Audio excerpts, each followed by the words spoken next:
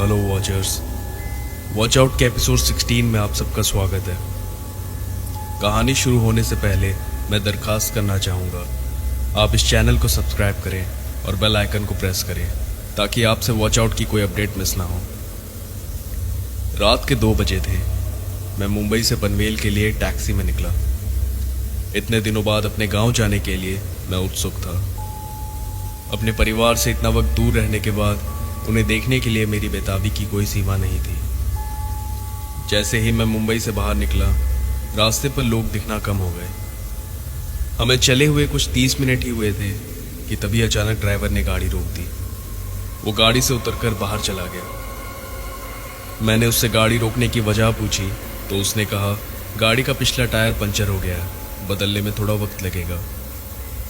मैंने उससे थोड़ा जल्दी करने को कहा और मैं गाड़ी से उतरकर बाहर खड़ा हो गया। रात का वक्त होने के कारण चारों ओर सन्नाटा था।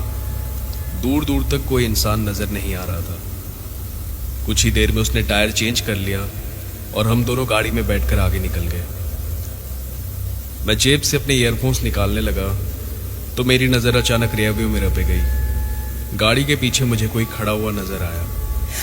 मैंने जैसे ही पीछे मुड़कर देखा तो वहां एक आदमी खड़ा था जो मुझे ही घूर रहा था। मुझे ये बात बड़ी अजीब लगी क्योंकि जब हम गाड़ी से नीचे उतरे तो वहां दूर दूर तक कोई भी नहीं था। खैर, मैंने इस बात पर ज्यादा गौर नहीं किया। घर से निकले हुए मुझे 40 मिनट हो चुके थे। मैंने मैप चेक किया तो देखा रेलवे स्टेशन अभी भी 25 किलोमीटर दूर था। अपनी जिंदगी में मैंने 2 बार ट्रेन मिस की है। उसके बाद से मैं जब तक ट्रेन में बैठ नहीं जाता मुझे चैन नहीं मिलता। इस बार भी मुझे यही डर था कि कहीं मेरी ट्रेन मिस ना हो जाए। मेरे कानों में ईयरफोन्स लगे हुए थे।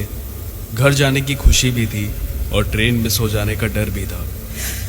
मैं इन्हीं सारी बातों में खोया हुआ था। तभी मैंने देखा रोड के बगल में वही आदमी खड़ा है जो कुछ देर पहले हमारी गाड़ी के पीछे था। इस बार भी वो मेरी ही तरफ देख रहा था। अब इस चीज को इत्तेफाक का नाम दूं या भ्रम, मैं इस सोच में पड़ गया। 10 मिनट बाद स्टेशन आ गया। मैंने गाड़ी से अपना सामान उतारा, ड्राइवर को पैसे दिए और स्टेशन की ओर चल पड़ा। अंदर जाकर मैंने देखा पूरे प्लेटफॉर्म पर कोई भी नहीं था।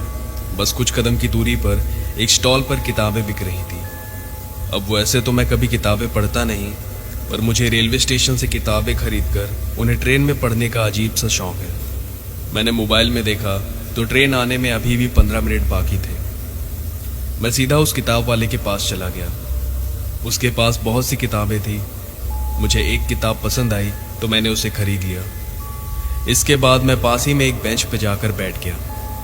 कुछ ही देर में ट्रेन आ गई और मैं अपने कंपार्टमेंट में अपनी सीट पर जाकर बैठ गया। मुझे इस बात की खुशी थी कि मुझसे ये ट्रेन मिस नहीं हुई। अब बस कल रात 12 बजे तक मैं घर पहुंच जाऊंगा। ट्रेन चलने लगी तो मैंने आखिरी बार प्लेटफॉर्म की ओर देखा। मुझे वहां कोई किताब वाला नजर नहीं आया। इतनी जल्दी वो कहां जा सकता है? शायद वो भी अपने घर चला गया हो। ऐसा सोचकर मैंने बात पे ज्यादा गौर नहीं किया।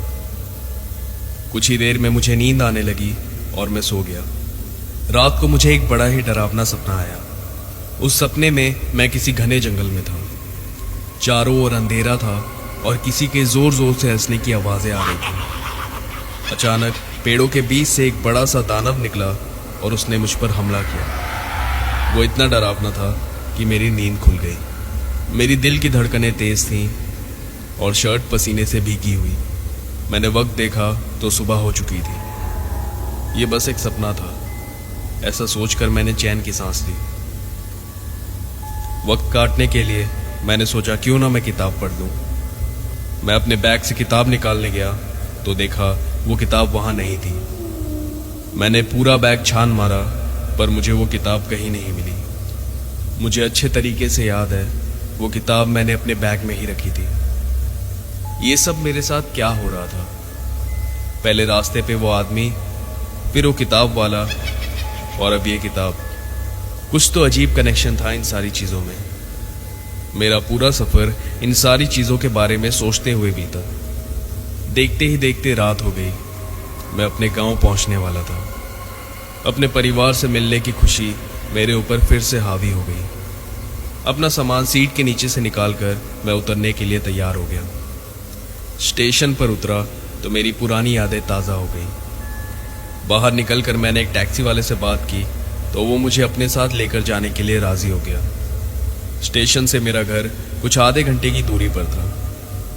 गांव में लोग जल्दी सो जाया करते हैं, इसी कारण दूर दूर तक कोई इंसान दिखाई नहीं दे रहा था।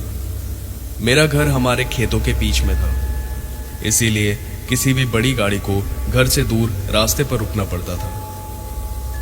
कुछ ही देर में मैं अपने घर पहुंच गया। टैक्सी वाले को पैसे देकर मैं खेतों के बीच से अपने घर चला गया। अपने परिवार से मिलकर मुझे बहुत खुशी हुई। सबसे मिलने के बाद मैंने रात का भोजन किया और अपने कमरे में सोने चला गया। आधी रात को मुझे वही सपना फिर से आया, जिसमें मैं किसी घने जंगल में हूँ। चारों ओर से हंसने की आवाज़ें आ रही हैं और फिर एक डरावना सा राक्षस मुझ पर हमला करता है। डर की वजह से मेरी नींद उड़ गई। कमरे में मुझे घुटन सी महसूस होने लगी तो मैं छत पर चला गया। मैं जब छत पर गया तो मेरी नज़र हमारे खेतों पर गई। मैंने देखा वो आदमी जो बीती रात मुझे गाड़ी के पीछे दिखा था, हमारे खेतों में खड़ा है। इस बार उसकी आंखें गहरी लाल रंग की थी। उसे देखते ही मेरी रूह कांप गई। मुझे समझ आ गया कि ये कोई आम चीज नहीं है। मैं नीचे गया और अपने कमरे में जाकर लेट गया। पूरी रात मुझे नींद नहीं आई। मैं बस ये सोचता रहा कि ये चीज मेरा पीछा क्यों कर रही है। दूसरी सुबह उठकर मैं सबसे पहले एक बाबा से मिलने गया। हमारे गांव में उनका बहुत नाम था। उनसे मिलकर मैंने उन्हें अपनी सारी परेशानी बताई। उन्होंने थोड़ी देर ध्यान किया और बोले, परसों रात को तुम किसी सुनसान रास्ते पर रुके थे। वहां तुमने पेशाब भी किया था। जो चीज तुम्हारे पीछे पड़ी है उस चीज का वास वहीं पर था। अब वो चीज तुम्हारे शरीर में प्रवेश करना चाहती है। वो तब से तुम्हारे पीछे पीछे हर जगह गई। तुम्हें गुमराह करने की कोशिश भी की, पर तुम्हारे गले में जो हनुमान जी का ताबीज है उसके चलते वो तुम्हें छू भी नहीं सकी।